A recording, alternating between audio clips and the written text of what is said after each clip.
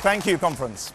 This is a Q&A session, but the party asked me last night if I'd just say a few words to introduce it.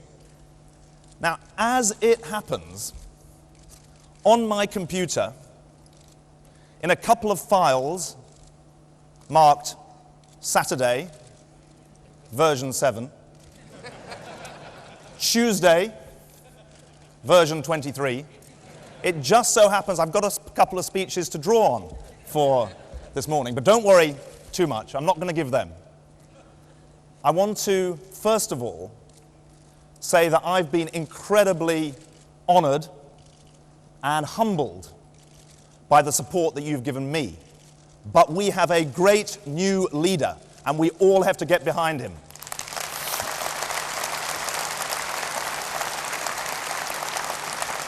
I'm really, really, really proud. I'm so proud of my campaign. I'm so proud of my party. But above all, I'm incredibly proud of my brother. You see, Ed is a special person to me. Special person to me. Now, he's a special person to you. And our job is to make him a special person for all the British people.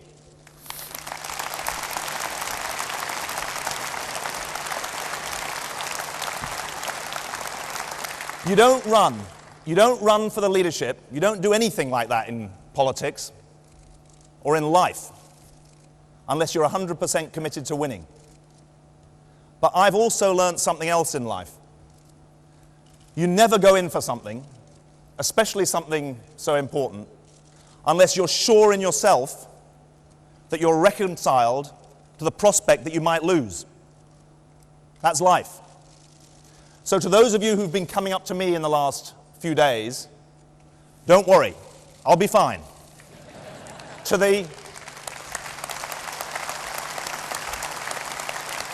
There's one man, there's just one thing, the guy who came up to me after the Usdaw reception, and, great Usdaw, the guy who came up to me after the Usdaw reception and said, "Ed, congratulations on your victory." I mean, I can do without that. I can do without that again. So if he's in the hall, that's just about enough, I think, for that. Look, we need to come out of this conference unified. And nowhere is that more important than in respect of the war in Afghanistan. And this country is involved in a war at the moment. A war a very long way away, but a war nonetheless. And we have responsibilities, as does the government have responsibilities. 10,000 of our fellow citizens, 10,000 of our neighbors, our relatives, our friends, most of them young enough to be my son or daughter. They are, and I tell you this, having spent 6 visits to Afghanistan, they are the best and bravest of British, and we should be so, so proud of what they do for our country.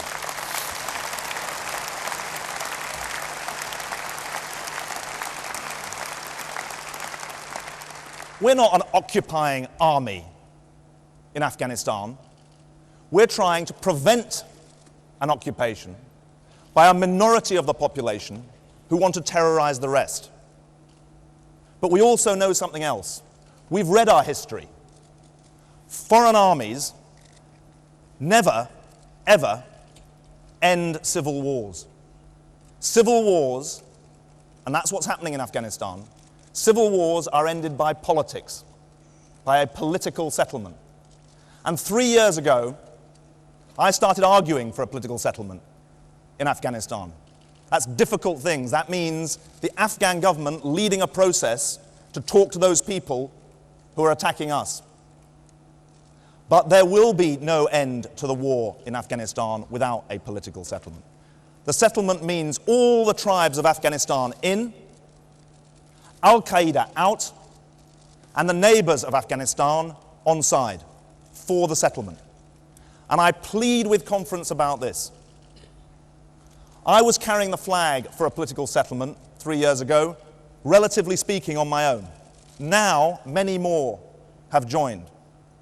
So let's send a serious message to David Cameron. A message from us as British people to him as the British Prime Minister.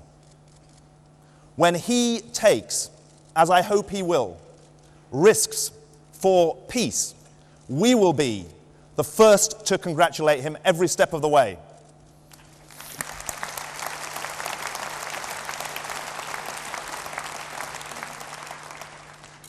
The Afghan case is the hardest, but the issues you're going to ask us about today summon the very depths of our internationalism and our politics.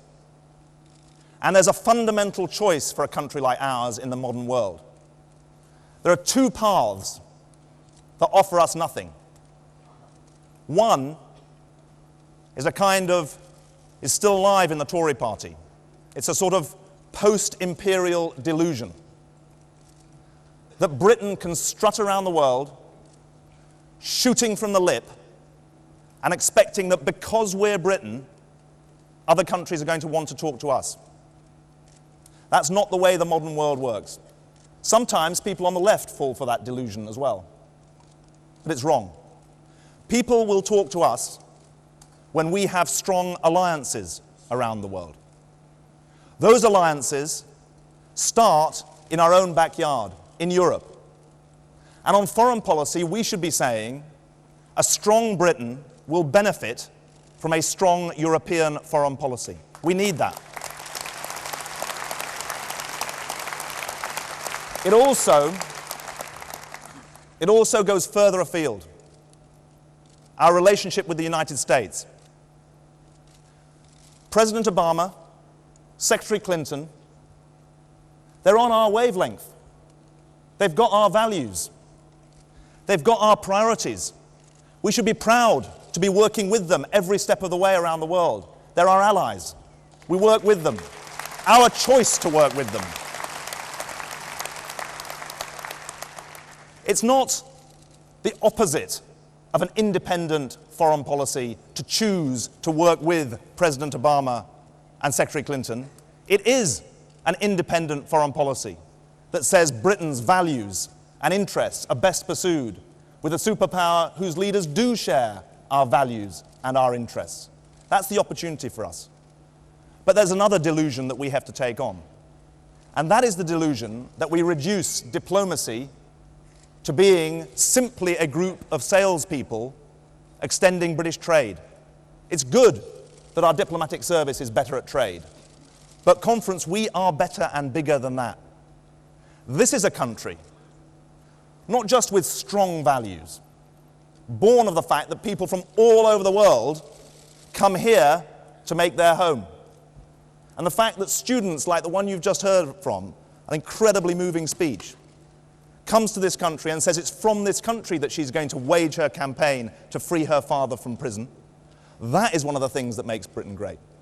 But it's not just that. We have assets that the world needs, not just values the world needs. We have the finest armed forces. We have fantastic diplomats and aid workers. We have brilliant intelligence agencies. We have supreme campaigning organizations like Oxfam and Amnesty. Those are great British assets. And what we have to choose is to use them, not just for trade. We need to use them. I tell you, the people of Burma and the people of Sri Lanka, struggling for their human rights against governments that have no care for them, they need a friend in Britain. They need a strong voice in Britain. They need a Labour government in Britain as well.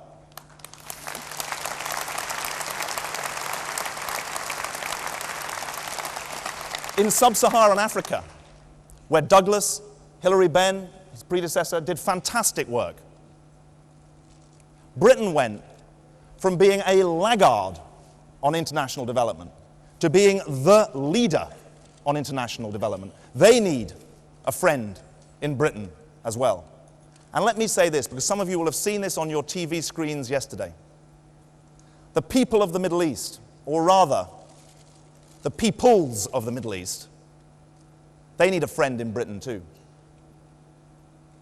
Because there will be no stability in the world, there will be no security in the world until the great sore of international diplomacy, the great failure of international diplomacy, the failure to create a Palestinian state to live alongside Israel, until that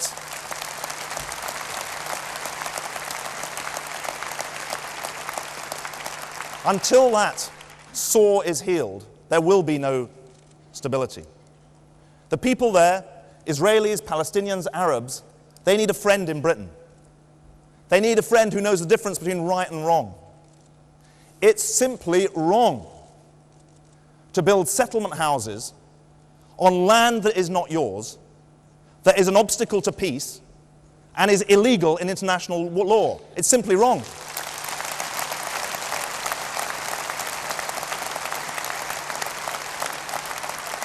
It's wrong. It's wrong to try and squeeze the life out of Gaza, because there will be no peace settlement. I promise you this. There will be no peace settlement only for the West Bank. The only Palestinian state that will be ever come into being is one which joins Gaza and the West Bank. It's wrong to send rockets into Israel, not just designed to maim Israelis, but designed to kill off the peace process. Be under no illusions what those bombs are doing. That's what they're doing. In this conference, we should be saying to our government, God, that sounds pretty hard to take. I mean, the British government. We should be saying to the government of Britain, get out there. What are you saying about these things? What are you saying to give succor to people struggling for human rights in Burma and Sri Lanka? Not a lot. What are you doing? What are you doing on the Middle East? The last statement William Hague made was to deny that he was actually on a trip out there with European foreign ministers. He should be on a trip out there with European foreign ministers. That's what being foreign secretary is all about.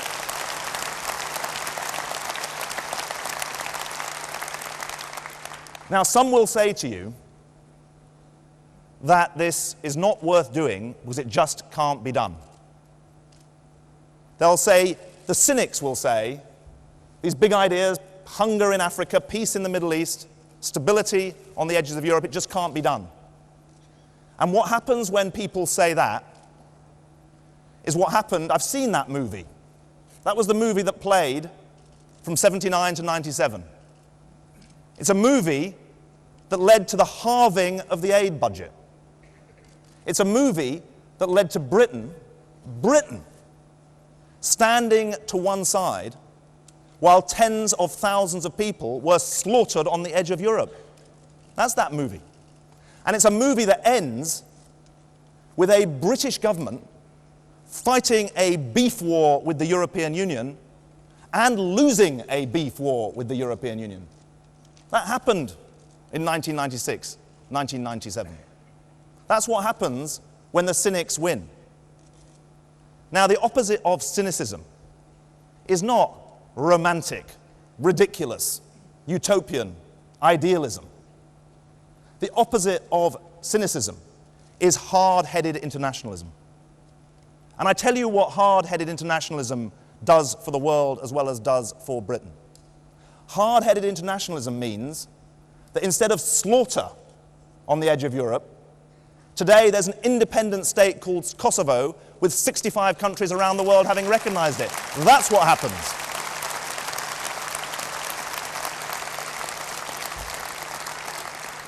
The cynics will say you'll never get democracy in Pakistan. Half of its life it's been ruled by the military. My proudest moment as Foreign Secretary was to sit in Islamabad with President Zardari on one side, former Prime Minister Sharif on the other, the leader of the opposition. They don't agree about much. They said we would not have returned to democratic rule. Musharraf would not be gone if it hadn't been for a Labour government in Britain. That's the difference that hard-headed internationalism makes around the world. The cynics said, you'll never ban cluster bombs. Some of the cynics in Bob's department said you'll never ban cluster bombs. Yet last year, cluster bombs were banned. That's the difference that hard-headed internationalism makes around the world. And the cynics said, it's great that Bob Geldof will lead Live Aid from the 1980s to tackle poverty. But the cynics said, you'll never, ever tackle the debt, write off the deficits. This country, under a Labour government, didn't just triple overseas aid, didn't just lead the highly indebted initiative to write off the debts. It showed how if you get aid and conflict prevention and good governance to tackle corruption and trade to help people stand on their own 2 feet, you can help build a decent society in the poorest countries of the world. That's the difference that hard-headed internationalism makes to our country.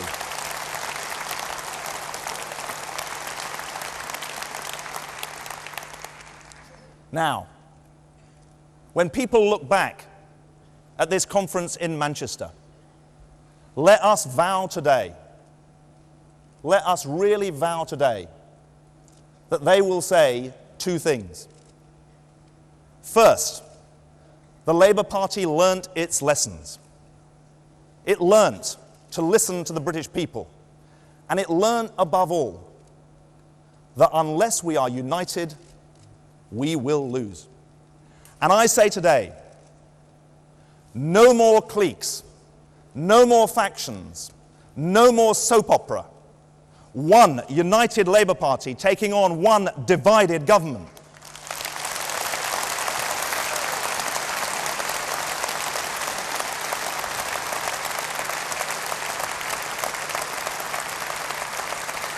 But there's a second lesson. There's a second lesson. And it's whether we spend our time looking inwards and backwards or spend our time looking outwards and forwards. Let historians look back on our conference in Manchester and say this was the conference where Labour looked forward not just to its own future, but we looked forward to the future of Britain. That is our task at conference all of this week. We are the party that doesn't just examine our own navel, doesn't just sort out our own leadership. It's in touch every day with the people of Britain, concerned with their concerns, fighting for their issues, and fighting for a cause that is very, very special. Our 4th leader, John Robert Clines, he said something very, very important. He said, we come into Parliament not to practice the class war, but to end it. To end it. To end the abuse of power at the workplace, to end the inequalities of health and education, to end the waste of worklessness and the cruelty of crime. He said, come into Parliament to put into practice what it says on our membership cards. Power, wealth, and opportunity in the hands of the many and not the few. Those are inspiring words. Those are words that, if put into practice, would transform this country. Those are vital words that we remember, with one big difference from the days of John Robert Clines. In today's global village, if we want power, wealth, and opportunity in the hands of the many and not the few in Britain, we have to be a party that stands for power, wealth, and opportunity all around the world. That is the theme of this question and answer session today.